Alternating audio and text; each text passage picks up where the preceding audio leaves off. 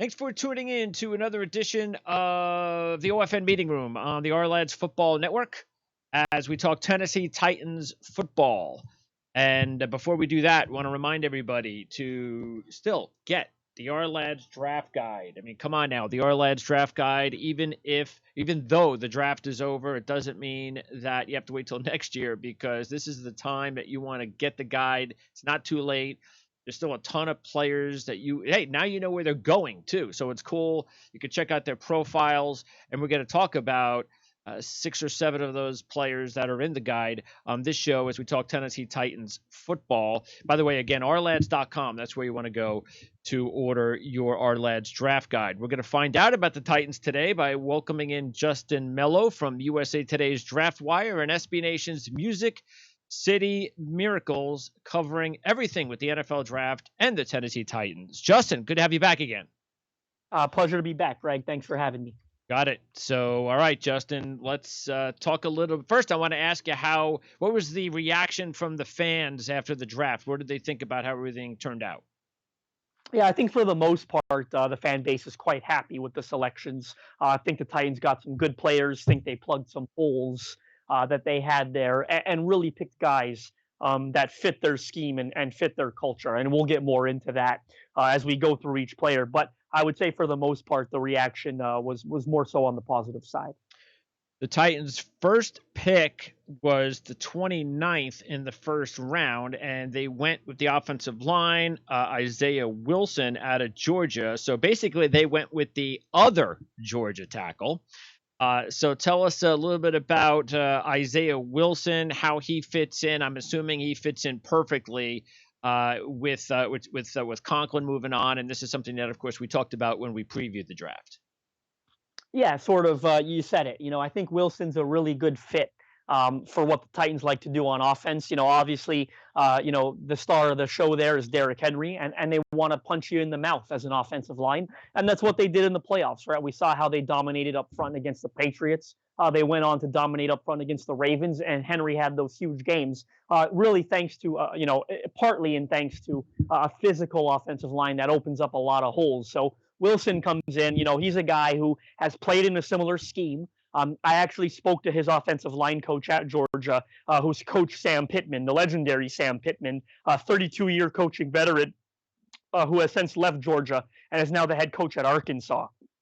But Coach Pittman and we sort of discussed Wilson's fit on Tennessee's offensive line. And he said to me, look, when we recruited him and we recruited Andrew Thomas, of course, who was the 4th pick to the Giants, we decided to change what we do on offense completely. Literally, that recruiting class, we said we're going to go to a zone scheme, bit of an outside wide zone scheme on offense. We're going to get these guys on the field a little quicker. We're going to, the verbiage is going to be a little simpler, and these guys fit that scheme.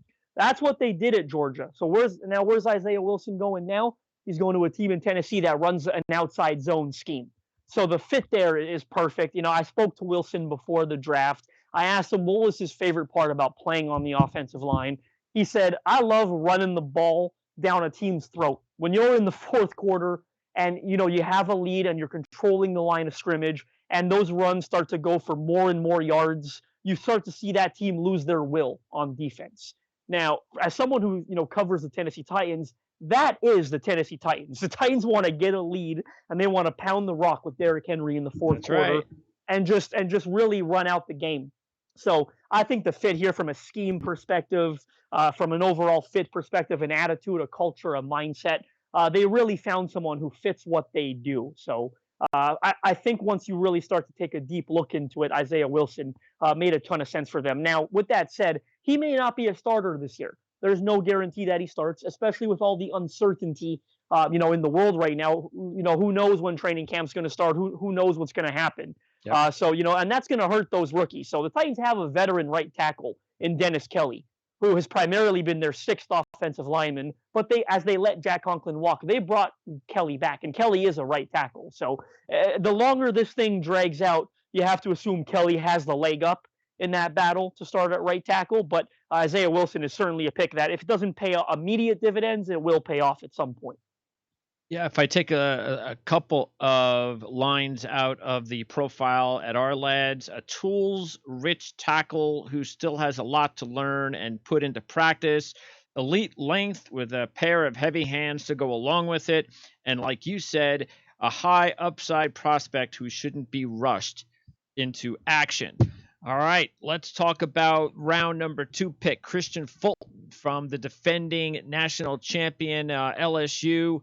And where the team was able to pick Fulton up, it's a pretty good spot. I mean, Fulton, there was a lot of word about Fulton being a potential late first round draft pick.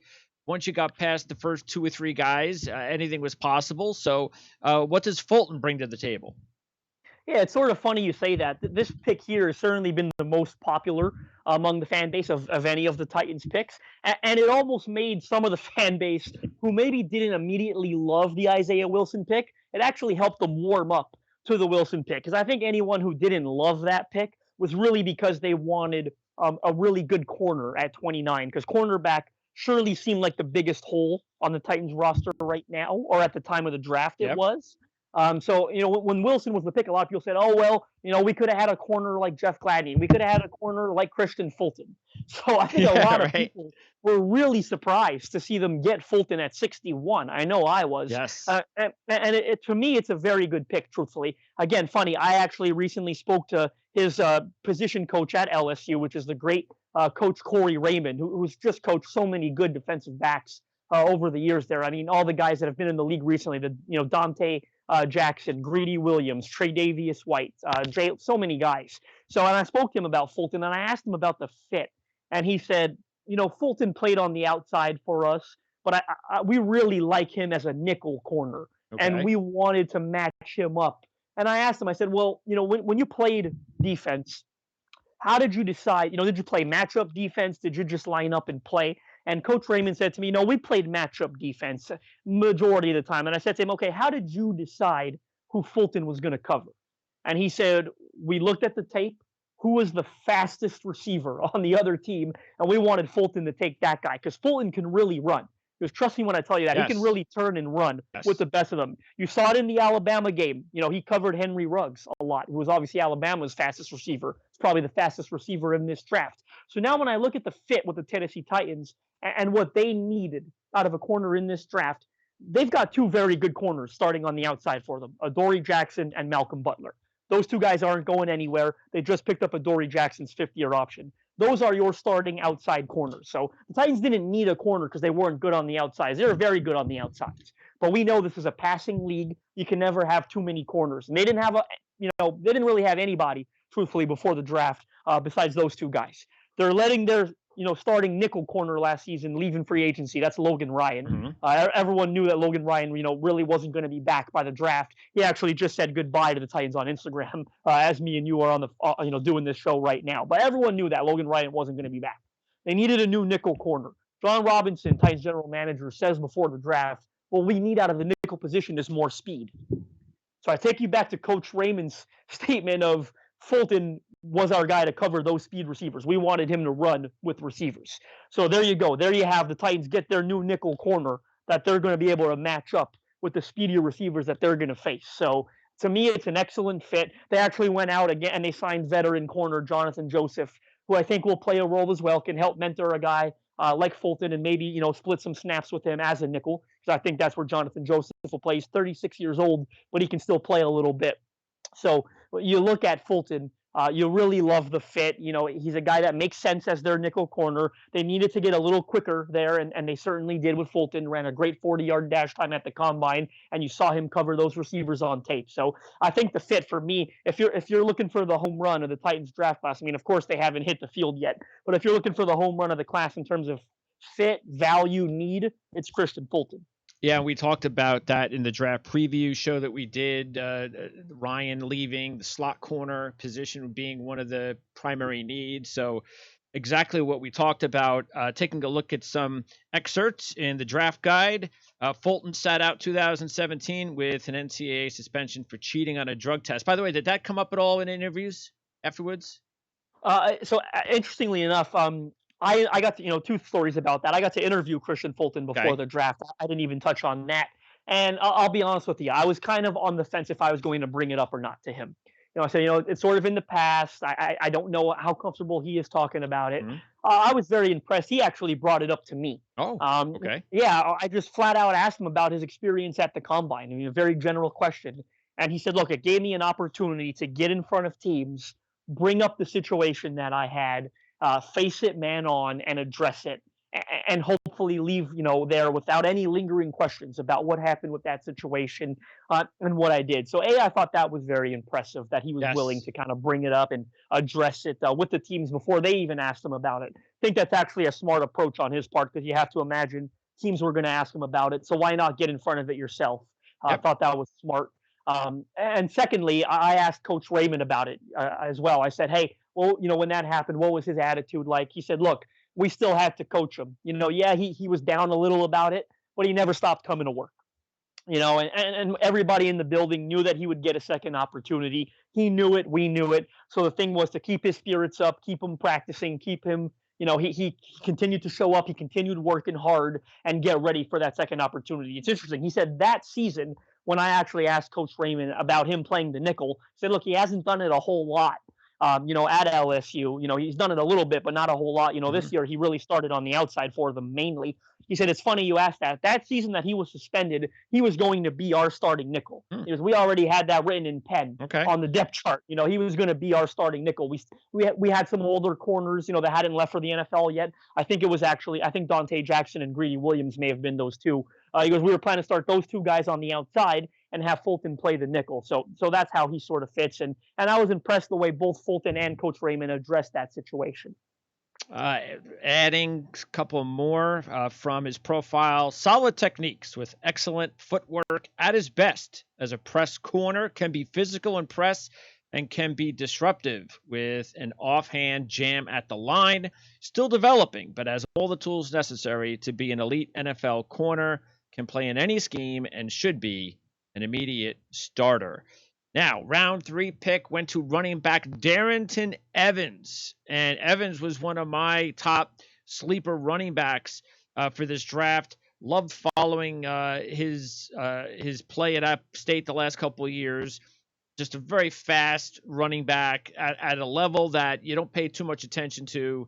But Darington Evans, these types of running backs are always available in the draft. What did you think about Evans? Who looks like now, I guess he could end up as the number 2 running back behind Henry if he comes out and shows that he can pick up the game real fast. Yeah, it's funny, this is probably my personal favorite pick of them all, to be honest with you. I understand that Fulton is sort of the overwhelming favorite among the fan base, but Evans may be my personal favorite. Okay. I've got a podcast that I do with a good colleague of mine, Justin Graver, at Titans Film Room. We have a podcast called The Titans Brawl, and he actually replayed a clip recently of me saying about 4 weeks before the draft that I thought Darington Evans and the Tennessee Titans were one of the best prospect team fits I could find in this entire draft. Bingo. So I was very thrilled. Yeah, right. I was very thrilled to see them pick him up for a number of reasons. It kind of goes back to what I said about Isaiah Wilson. You want to find guys that fit your scheme, fit your style, and they know what they're doing. Well, what did App State do with Darington Evans at what did they do with him there?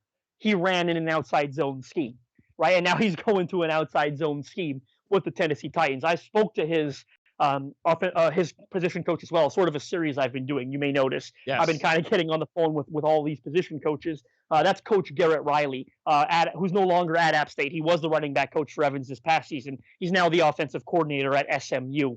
But I spoke to Coach Riley and I said, again, tell me about this fit.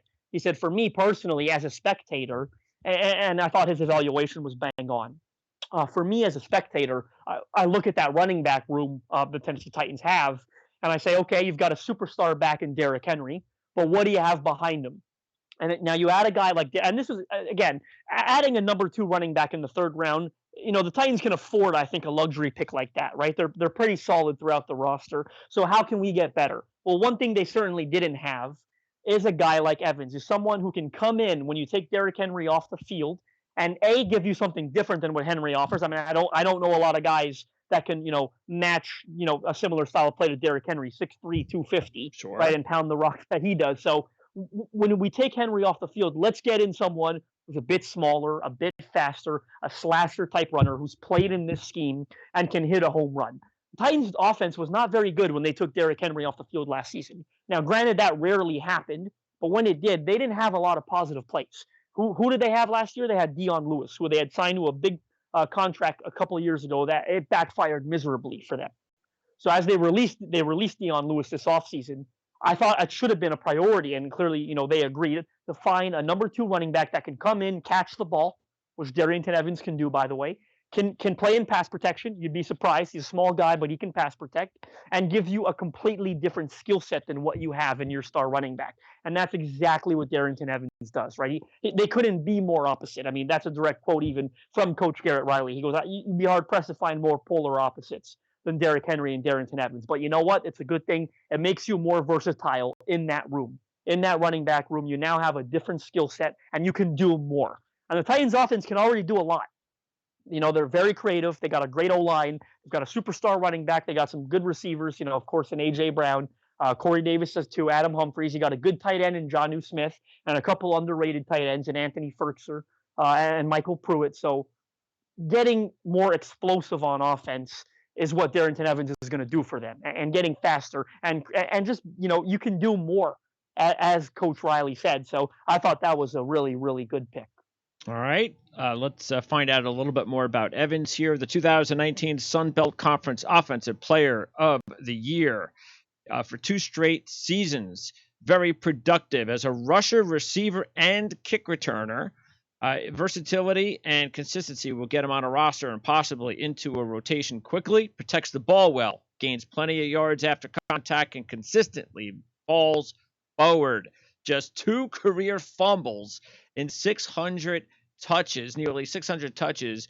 But one last thing is, when I mentioned the kick return game, you think that is going to be a position that he is going to go after right away, or do you think the Titans are set at either kick or punt returner? No, I think that's a good point, and I meant to bring that up, but I got kind of started rambling there and forgot. No, I do think there's a very good chance that Evans, can be both their kick and punt returner. They are not established there at all. Sort of, I think, Adoree Jackson was someone they envisioned being their punt returner when they drafted him out of USC. It hasn't worked out that way, truthfully. Adoree Jackson's not a very good return man, and they've kind of learned that the hard way, and they've pulled him off there. Now he started the season there, but after a couple of mistakes throughout the year, he was no longer the punt returner. They had put Adam Humphries back there, and Humphries was pretty good at it, but you're also paying Adam Humphries $10 million a year. Yeah. So I'm not so sure you want Humphries lining up there, catching punts. So they were not very good at kick return or punt return last season. I don't, my mind may serve me wrong here, but I don't think they scored a single touchdown on a kick return or a punt return last season. So Evans is a guy who can certainly come in and maybe the best one they have there. I mean, even in the playoffs, Adam Humphries was hurt. They had to sign a guy off the street, a guy who, of course, wasn't on the roster, to come in and catch punts for them throughout the playoffs. They brought in a guy that wasn't there all year. So they can certainly use some help there. All right. Sounds good. Now, the last 3 picks were later round picks. 5th rounder, Larrell Murchison, the defensive tackle from NC State. Again, he was a 5th round draft pick. So what are we looking at here? Is this a player that is just going to hopefully make the team, and maybe he'll get some reps at some point this season and potentially a rotation player down the line, or much more? Yeah, I mean, you certainly would like Larrell Murchison to contribute.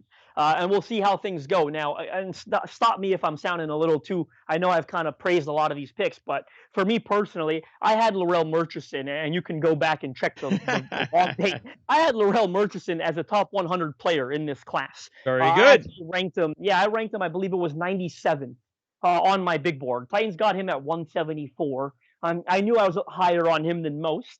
I didn't think he'd last, quite as long as he did. I thought maybe around, 120 or so he'd come off the board. Titans get him at 174. And he's a guy that I really liked on tape. I thought he was sneaky good. I thought he was sneaky fun to watch. Again, played for a terrific defensive line coach who I got on the phone with. That's Kevin Patrick, who's no longer at NC State. He's with FAU now in the same role. but he was the defensive line coach. Coach Patrick was at NC State for a number of years. Coached a lot of NFL players there. I mean, Bradley Chubb. He had B.J. Hill, Kentavious Street, Coach Jason Pierre-Paul. Back when Pierre-Paul was coming out. So Coach Patrick has coached so many good NFL defensive linemen. And I hopped on the phone with him with Laurel Murchison, and he said when Laurel got here from JUCO at NC State, that is, he couldn't even line up. He didn't even know how to get into a stance. But you know what? He goes, we had 4 good defensive linemen. All of them are playing in the NFL when Laurel arrived here. That was that was a talented football team a few years ago. Yeah. Exactly. So he goes, we were able to redshirt him, Laurel. And he got to sit down and he watched, right? And he watched Bradley Chubb, and he watched Kentavious Street, and he watched B.J. Hill, and I believe it was Justin Jones, I believe was the 4th one. We watched, he got to watch and learn from those guys. It was the following year when we got him on the field.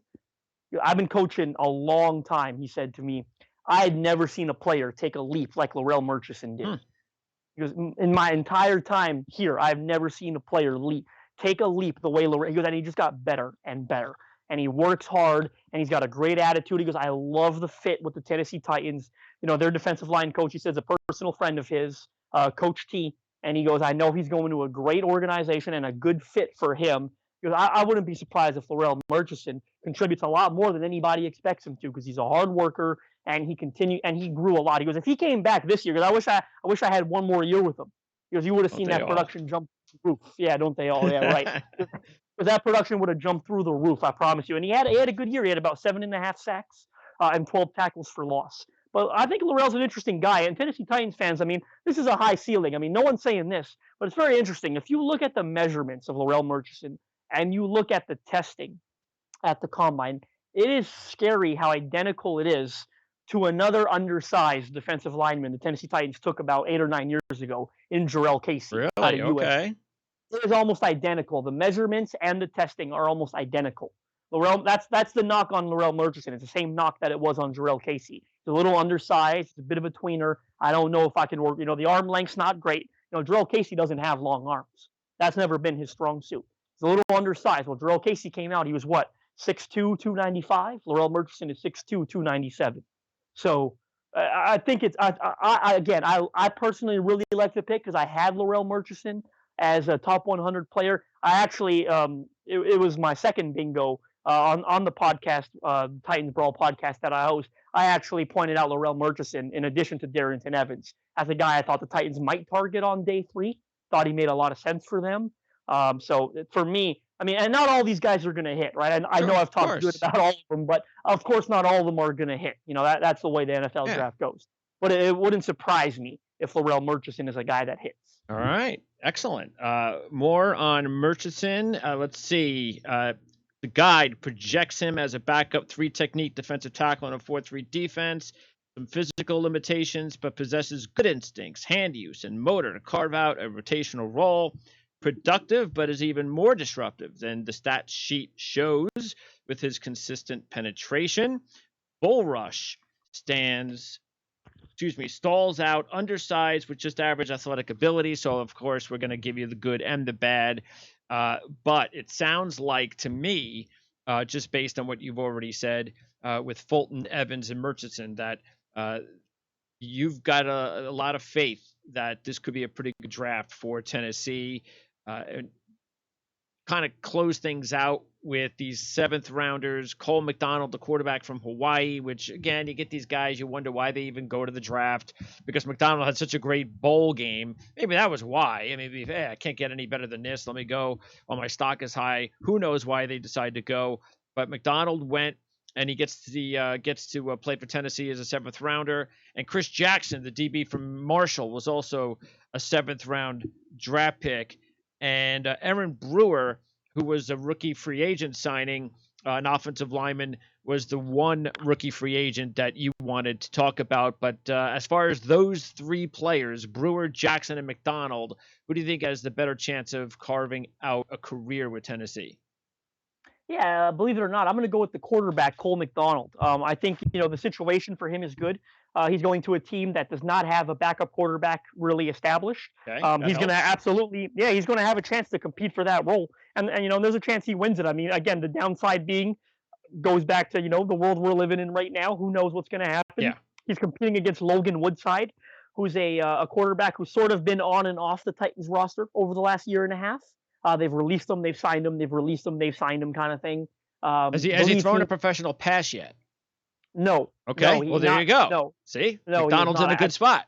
Yeah, exactly. Right. I mean, Woodside may have seen a little action in the preseason, but no, he's not got into a regular season game. So exactly, McDonald has a chance to go there and compete. One thing I'll say about McDonald that I do like is I like quarterbacks that threw the ball a lot in college and had production. I remember interviewing another day 3 quarterback about this time last year, who sort of took the league by storm, and I didn't know he was going to take the league by storm. I'll be honest, but I remember interviewing Gardner Minshew.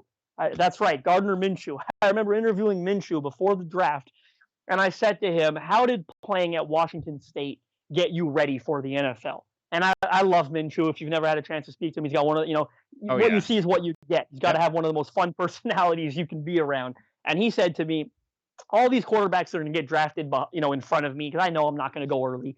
All they did in college was hand off the ball. They handed off the ball every play. They're handing off the ball. Well, how does that help you prepare? You got to throw the damn thing." Sure. And at Washington State, we threw the thing a lot. And you know what? Mark him right. Gardner Minshew came in as a day 3 pick. He got a chance in Jacksonville. He surprised a lot of people, obviously. He's going to be their starting quarterback this coming year, it looks like.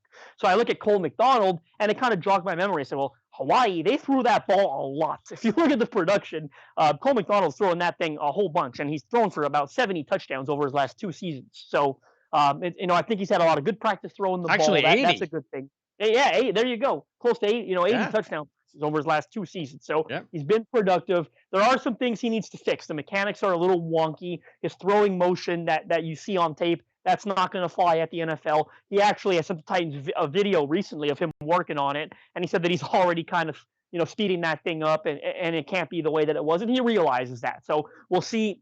I think once the bullets start flying, it's easy to revert back to old habits, even if they're bad ones. So we'll see if he can, get that down and not go back to that wonky throwing motion that he has.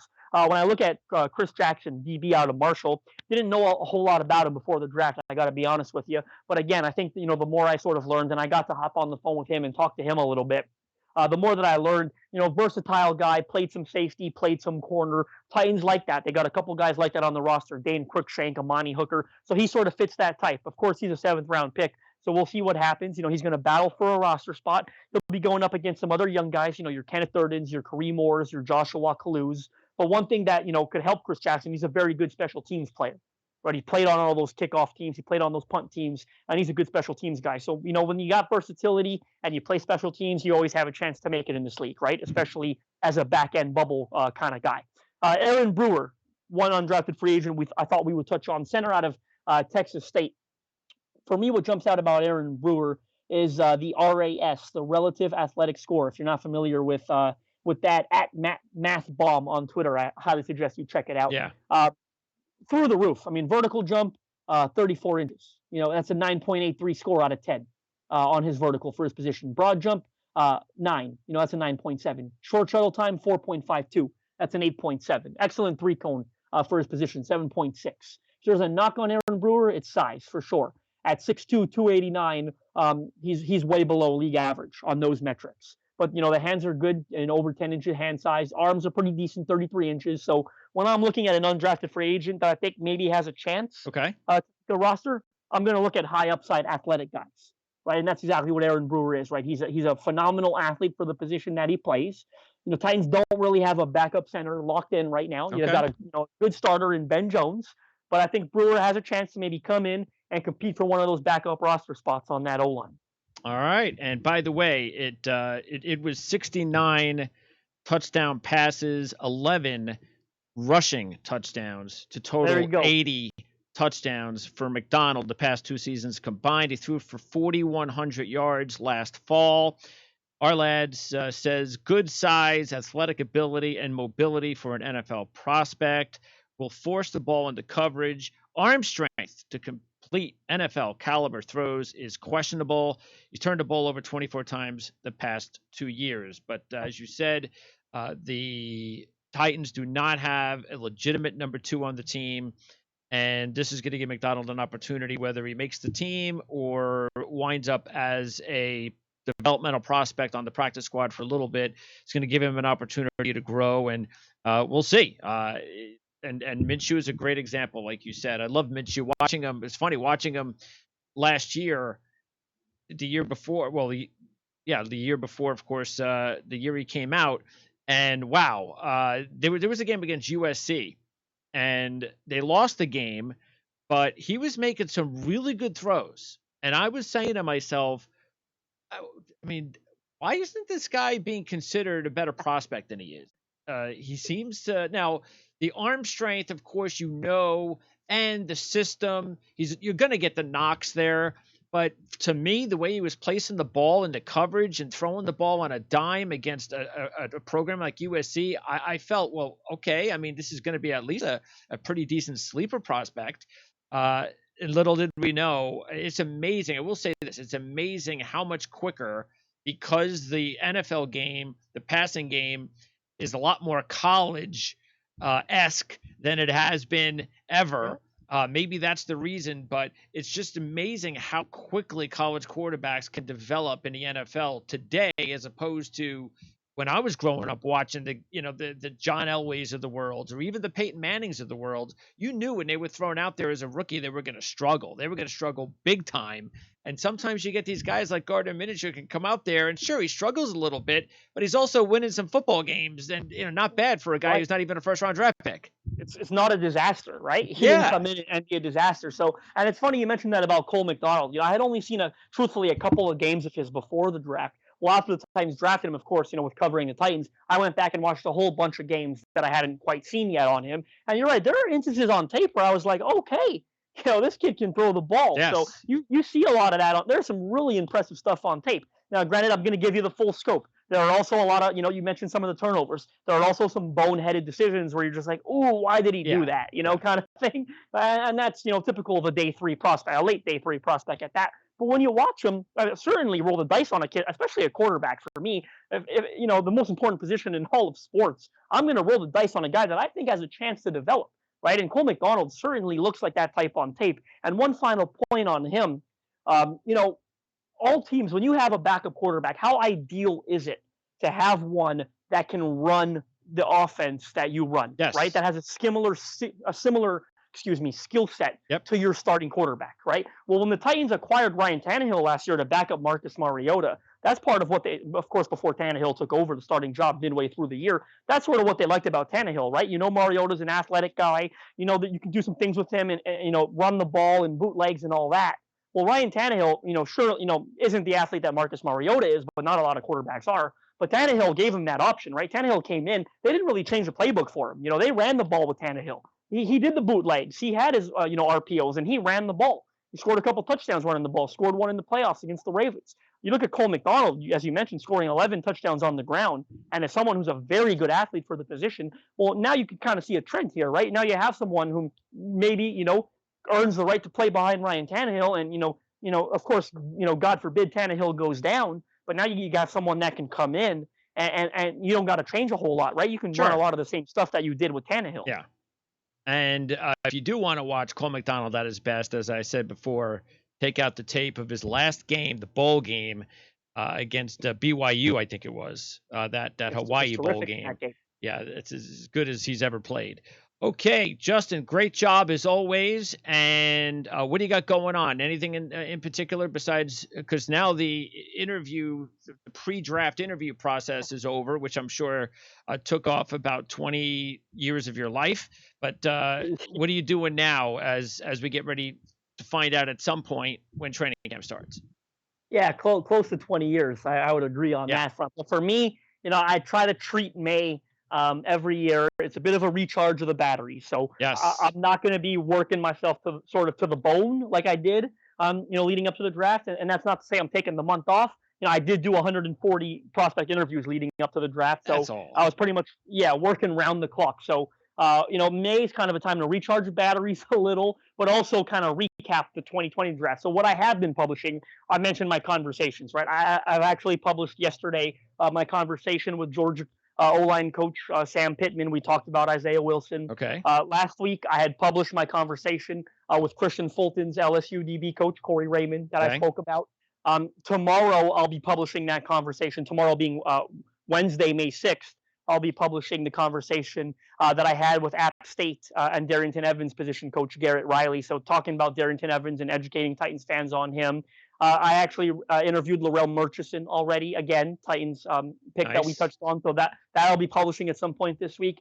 I've also been interviewing some of the Titans UDFAs that they've signed. So I've done a couple of them already. None of them have published yet, but I did Barry wide receiver Mason Kinsey, and I also did Southeast Missouri wide receiver Christian Wilkerson. So I'm still working. I'm still doing some stuff, kind of recapping this draft class more than anything. On the draft wire, I've been writing up little stories on why each team should be happy with their first round pick. Just kind of giving fans something to be excited about, and mini scouting reports on the players. So still busy, still working. But really just, kind of recapping what happened before I get ready to move on to 2021. Justin, appreciate your time as always, and we'll look forward to talking to you at some point before training camp begins. Sounds like a plan, Greg. Pleasure's mine.